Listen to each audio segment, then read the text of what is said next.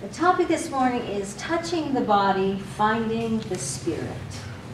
The story of Thomas across the country now will have lots of sermons about what little faith Thomas had and how we should have faith. But I'm going to suggest something different, that there is another spiritual lesson here to be learned, and it has to do with being willing to touch the body. Now, you've heard me talk many times about the ways in which early Christian fathers shaped Christianity in such a way to lead to negative thinking about the body and our needs and our desires. This led the church to teach that flesh is carnal and not as spiritual, in fact, maybe diametrically opposed, as reason or the mind. So, this is a Greco-Roman world. It has nothing to do with Jesus. It preceded Jesus' ministry and life several hundred years before that. Yet, the Western Christian church that was birthed in that area took on that idea, and so we became a religion of the mind, belief, and de-emphasized the body as negative. But the stories of Jesus show us someone who was not afraid of touching the body. And I might add, he touched people he wasn't supposed to be touching. Sick and leprous people, people who were made unclean by their disease and thus prevented anyone who touched them from going to the temple. Jesus touched them, even though they had made him impure. The same way with his touching of women and in public. While those around him were obsessing with making rules about which bodies were clean and which ones were diseased and unholy, ritually unclean that is, he touched them anyway. Now Thomas knew that. Thomas had been his disciple, presumably for about 3 years, and he had seen Jesus touch the multitudes of people who came to him. He was well aware that one of the big rules of his religion of that time was you do not touch a dead person, including dead people who are now alive. I'm presuming there was a rule on that as well. So bodies, there were lots of rules about bodies, both then and now. And yet, the creation story is very clear that the Creator declared all of creation, including the earth creatures, as good, very good, in Genesis 1. And presumably, the body was a part of that. And the incarnation story is that God did not hesitate to assume the body of a human being, taking the form of a servant to live and dwell among us. That's the incarnation story, God in body form. And so now we as spiritual people are called to live as God did in the form of Jesus. Spiritual people, loving the bodies of those around us and loving our own bodies. Now, perhaps Thomas knew something that we do not. He had to touch the body with all of its wounds and scars in order to move his spirit to an experience of spiritual truth. He had to touch the body with all of its scars in order to know in his very being that love is stronger than our greatest fears, whatever they are, empire, power abuse, even the triumph of death. He had to touch the body and be unafraid of being called impure or immoral. He had to. And I did too. I share with you the story of a lived moment that I had and that has great spiritual meaning for me. It is written up in a chapter I hope one day to be published, and you get the first dibs on it. One day I went to the National Cathedral to a spirituality conference, and I was exhausted. I had been working very hard, carrying far too much responsibility, and I was slowly burning out. I registered for a workshop called Finding the Spirit Through Our Bodies. The mail instructions came from an actress who was going to lead the workshop. And the instructions said, Wear casual and comfortable clothes and bring a meaningful sacred text, perhaps a poem, song, or significant quote. Now, my text had been an easy choice. From the first time I heard this poem by Apollinaire, I had been intrigued. Come to the edge, God said. We're afraid, they said. Come to the edge, God said. They came, God pushed, they flew. Now, I didn't know why that poem was important to me, except that the image of God who would surprise us into flying was fascinating. And my spiritual metaphor at the time was a butterfly. So flying, butterflies, it worked. So that's about as far as I understood that poem. Now I was exhausted and I needed to find some peace with God, and I took that poem. I wasn't sure I was flying in my ministry. We met in a large room with hardwood floors, and the fall sunshine was pouring into the windows, and there were 30 women who took seats in folding chairs in a circle in the room. The actress leader introduced herself and says, we will begin this workshop with 20 minutes of private time as we each explore the meaning of our sacred text you have brought. And I thought, good grief, I got 22 words and 6 lines. How am I going to do this for 20 minutes? Then she said, we will simply first read it quietly and absorb it. Say the words over and over again to yourself. And then we will use our bodies to become the words. We will be in different postures and let the words speak to us in new ways. So without waiting for a response, she said, let's get rid of these chairs. She stood up and moved a chair to the wall. Everyone lie on the floor and get into a relaxed state and begin saying your text. Well, I'd never done that in a spirituality workshop before. Lay on the floor. Okay, there I went. So I lay there and I looked up at the ceiling and began repeating the words. Come to the edge, God said. We're afraid, they said. I turned over on my side and I curled my legs up in a fetal position and I began again, this time whispering, come to the edge, God said. We're afraid, they said. And I could immediately feel the fear in my limbs. Where did that come from? The edge was a very scary place to be. I had been there. There were people who did not like my ministry. They did not like my applying the gospel to some of the political issues of the day at the rallies and the protesting the university policies where I worked. I knew I had enemies, the edge, and now I was feeling the fear as an ever-present spiritual reality in my body. The body position made all of the difference. Whispering to myself, I said, come to the edge, God said. This time I shifted my body again, and I heard the words differently. Now the line was enticing and also kind of comforting. God's invitation was one of promise.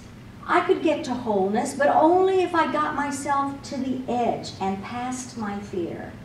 I continued moving into different postures, whispering phrases in the poem and listening to the nuance. And then she said, everybody get on all fours and heave your bellies up and down. I rolled over and tried not to imagine what 30 women looked like in a doggy position on the floor as we huffed and puffed, come to the edge, okay? And after a few minutes, the instructor announced, now everybody on your feet, I want everybody to jump up and down as you recite the words. And the entire women's spirituality workshop began to look like an aerobic exercise. And they were all doing this, come to the edge, except they were doing their own poem or song. Now make some noise, she said. She quickly positioned us in a large circle. Choose one word from your text and look across to the other person on the other side of the circle and yell it as if you were going to send it to the other ends of the earth. Say it over and over. I chose the word come, took a deep breath and said, come. And I heard one nonsensical word after another from everybody around me, also being hurled across the room, and we felt pretty foolish. Say it louder, shout it louder, more, she demanded. And then placing us on two sides of the room, facing one another, she said, now I want you to use your bodies and wind up your pitch and throw your word across as if it's an imaginary baseball. So we pitched as if we were pitching a ball across the room toward home plate. We threw our words to the opposite side of the room. It was pure cacophony. I leaned forward like a pitcher in a softball game. "Come!" I yelled. "Now give them the entire text," she said. "Everybody at once. Make sure they hear every bit of it. Sing it or say it, but do it loudly." And the din in the room got louder and louder as we wound up our pitches and threw our entire songs or our one-line quotes or our entire phrases of poems and hymns to the other side of the room. "The Lord is my shepherd. To thine own self be true. Amazing grace, how sweet. When I grow old, I shall wear purple. On a hill far away, 'tis a gift to be simple. Imagine there is no heaven. Do not go gentle, for God so loved." It sounded like a stadium full of inebriated poets. She began distributing colorful scarves to each one of us, with orders to accent certain words of our text with them. And scarves began to whip around the room and over our heads, flying around. Tumultuous sounds and colors. The air was thick with inspirational words we had chosen, words that inspired us to stay true, not to give up, but to take the risky steps of faith. And she still was not satisfied. Like a military commander, she marched through the din of noise and yelled, "You must convince them of the truth of your text. Try harder to persuade them. You are not trying hard enough. Louder," she ordered. We responded to this pressure in lots of different ways.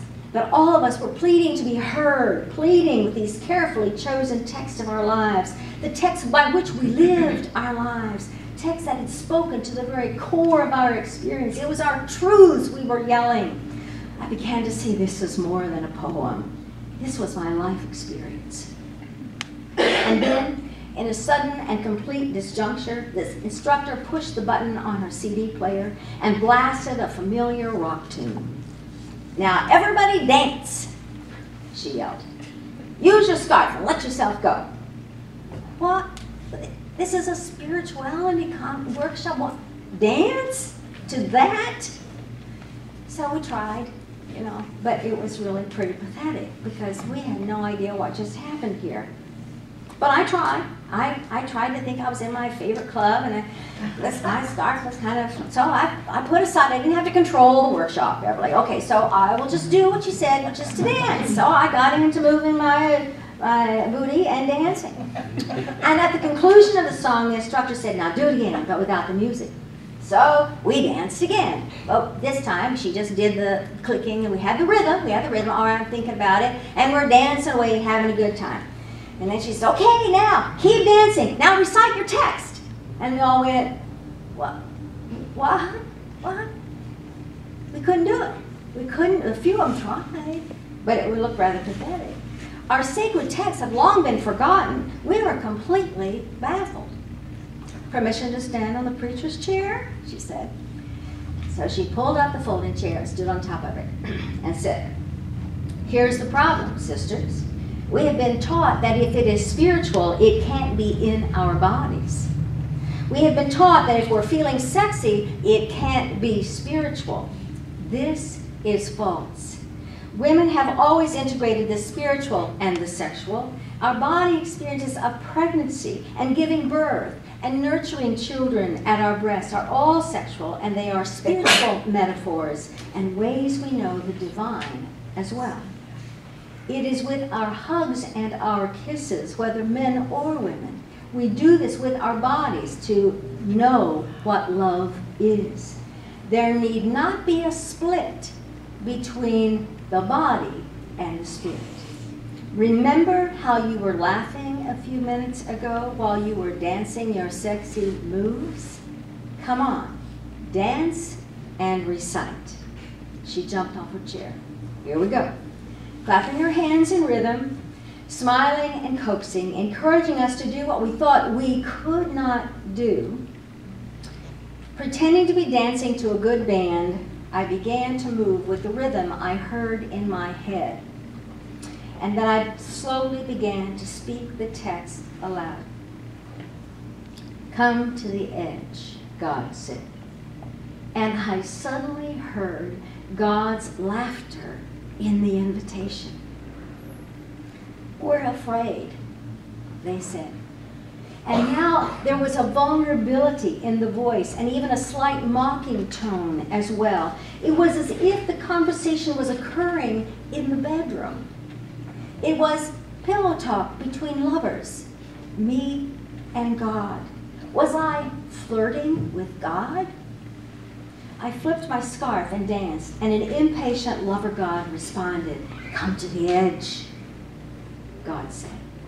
And with that, I shook off my fear. I was completely absorbed as I danced with my text. I was in my mind and in my body at the same time.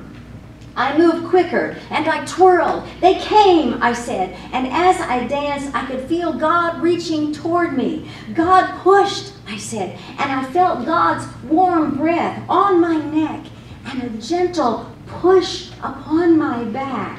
Feeling God's presence so close to me, I waved my bright red and orange scarf in a sailing motion high above my head, and just then I simultaneously knew and felt in my body the next words. Releasing the scarf and throwing it high into the air, I shouted, "They flew!" Yes, I could fly. Without a doubt, I knew it. I could give away all of it, my judgment, my defensive walls that I built to keep myself safe, all the control I obsessed with having. And in that moment, my body knew that the divine push is one that's filled with compassion. Only compassion, never judgment. It was a loving nudge to get me into the air where I would continue to feel the presence and the breeze of the divine essence as it held me up. Yes, I could trust myself and my abilities as a sexual person, as a woman. I could fly if I leaped out of the control center and said yes to life, to love, to God. It is also a yes in my body and a yes to the Spirit. No separation. There is nothing to fear, nothing. To move to the edge is to move away from the fears of limitations and imperfections. It is God's push toward our divinely empowered self. Spirit would carry me into the air, where the updrafts of my trust in God's goodness would keep me safe. I knew God was with me, even to the very edge. I could feel the nudge, trust, leap, fly. In that instant of that knowing, I could also see that the much feared edge is and always has been a mirage. Thomas knew this release. He reached out his hand and touched the very hand of the one he had believed in. And in that brief instant, he experienced yes in his body. "My Lord and my God," he said. He cries out. All that touching that he had seen Jesus do, it all made sense now. All that teaching about love and being one with God now made sense, for it was in the very touch that he felt the power of God. When we connect these bodies of ours to our spirit, we come home to a truth we have always known but didn't know that we know. Our spiritual journey always has twists and turns that obscure the way, but we take leaps of faith that leads us back to the center, back to the home that is love. A love that endures beyond death, beyond fear, beyond any obstacles, the obstacles that we put in the way. Trust, leap, and fear is gone. Trust, leap, and fly. And after Thomas's response, I like to think that Jesus said, "Come on, Thomas, let's fly together." Amen.